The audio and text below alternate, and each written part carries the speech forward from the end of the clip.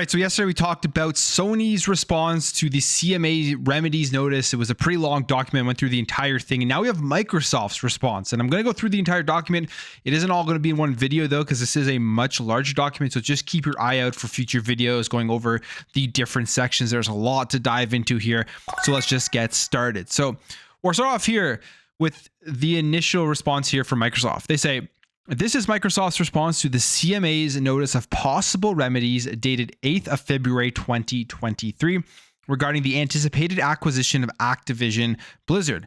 For reasons that will be set out in Microsoft's response to the provisional findings, Microsoft strongly disagrees with the CMA's provisional conclusion that the merger may result in a substantial lessening of competition in console gaming. So when I say SLC, throughout the document, it's substantial lessening of competition and cloud gaming services, which are cloud gaming SLC in the UK. So they disagree with what they've been saying about this deal reducing the competition. And there's a myriad of reasons why they disagree, where PlayStation agrees, and they listed all their stuff in that video that I did yesterday. If you want to see going through the entire document, it will be linked in the description below. They continue and say this response should be read in conjunction with Microsoft's response to the provisional findings. Microsoft has no intentions of engaging in inputs foreclosure or of making Call of Duty exclusive to the Xbox platform. And that's an obvious claim. It's not even really something that is debated anymore based off of the behavioral remedies that Microsoft has partaken in with Nintendo, with NVIDIA GeForce Now, and the multiple times they've come out and said this, that they're not trying to take Call of Duty off of these other platforms. If it was a hidden agenda, they wouldn't be signing 10-year deals, especially when you have a company like Steam, Valve, and you have Gabe Newell saying that we trust Microsoft because of their word. We don't even need to sign this 10-year deal. And I don't think Nintendo had any reason to sign this 10-year deal. They probably were just sitting there, got offered to them, and they're like, well, okay, we haven't had Call of Duty on our platform since the Nintendo Wii U, and we've been thriving and doing completely fine. But hey, if you're going to give us this game, it will help us do even better. We'll take it. So I don't think anything so far is pointing in the direction that Microsoft is going to be lying about this claim that they're not trying to take Call of Duty off of the other platforms. To the contrary, since day one, Microsoft has been focused on using this acquisition to bring more games to more people on more platforms and devices than ever before. And one of the things too, I will say, just from a gamer's perspective, I mean, you can see this is Microsoft's strategy from the business side of things. Yes, it's great for gamers. Yes, it gives us more access to play these games on any device that we want, which I always think is a good thing. But from the business perspective of Microsoft, this is going to make them the most money at the end of the day. So again, they have no incentive to take a game as big as Call of Duty off PlayStation, similar to what they have with Minecraft, where they left it on everything. To bring more competition to gaming than ever before, post-transaction Call of Duty will remain available on PlayStation, the largest console platform globally, and PC. Moreover, Microsoft intends to expand the reach of Call of Duty to new platforms and has signed binding agreements with Nintendo and NVIDIA to bring the game to an additional 150 million gamers worldwide if the merger is approved. The merger will therefore result in substantial benefits to UK consumers and developers. Microsoft estimates on a conservative basis that the benefits to the UK consumers will exceed this redacted amount in $1 million and another redacted amount in $1 million in the next 10 years alone. So Microsoft's here saying that, hey, look, we are going to bring this game, specifically Call of Duty, to 150 million more devices, and this is going to add to the UK customer base. This is going to add to the consumers. This is going to add to their economy, all that type of stuff, because developers are going to be able to make games for systems, to make games for platforms that are going to have more players, because Call of Duty is still on that platform. And they have numbers here, obviously, but those numbers have been redacted in terms of how much is actually going to benefit the UK consumers. Globally, the benefits to consumers will, on a conservative basis, be at least in the billions, again, redacted over the next decade. A divestment of any part of Activision or Call of Duty would extinguish these benefits and be ineffective. A divestment would preserve the status quo, whereby gamers on the dominant console platform PlayStation receive exclusive Call of Duty benefits which are not available to gamers on other platforms, including Xbox and PC. Very, very interesting that they pointed that out, because it's something we always talk about.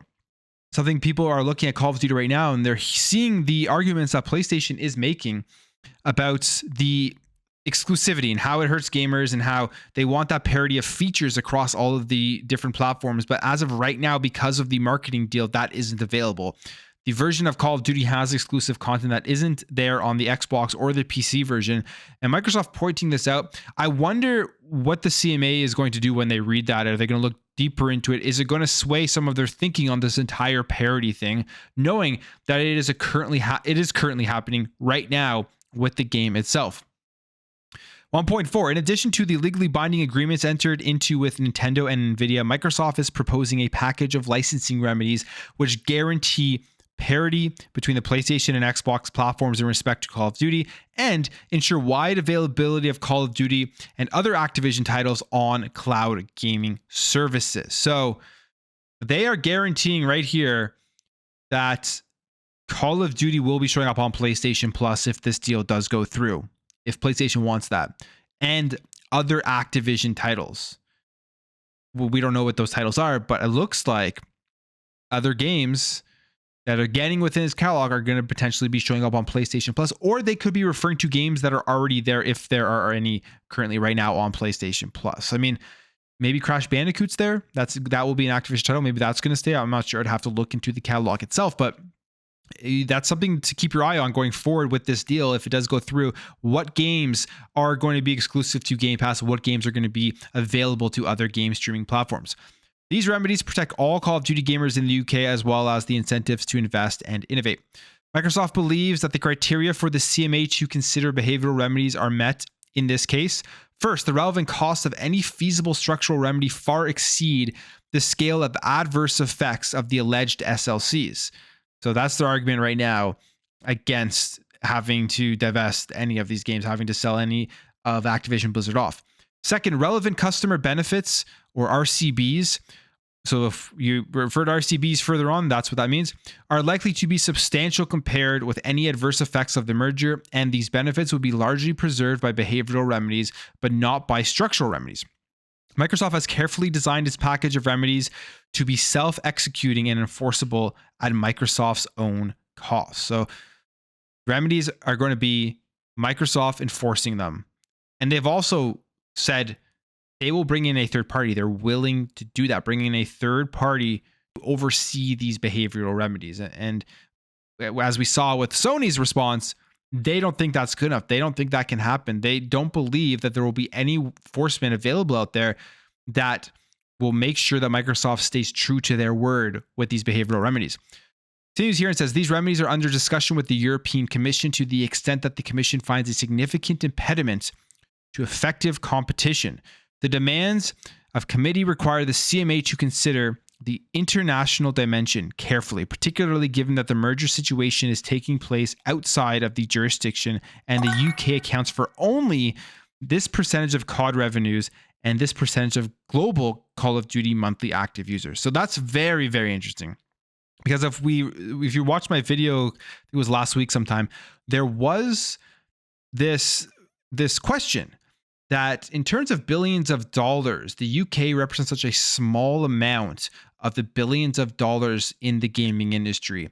Is it worth it for Microsoft to just scrap this entire deal if the CMA blocks this deal? Because if it gets approved in the FTC, it gets approved in the EU, are they going to want to go ahead and still and just maybe pull out of the UK if that's something that is even possible? If the CMA goes ahead and blocks it, if that means that the deal will still pass and this will be able to sell these games and have Activision Blizzard at Xbox and these other parts of the world. I don't think that they would do that. I'm just saying that now because they are telling the CMA they need to consider the international dimensions of this thing, especially because there's only this small percentage, this small amount of money compared to the other parts of the world in terms of UK accounts and for Call of Duty. So that's the first part of this. I'm going to leave that here and we'll get into the rest of this document in later videos. Let me know what you guys think about this. If you enjoyed this video, hit that thumbs up. If you're new here, hit that subscribe and I'll catch you guys in the next video.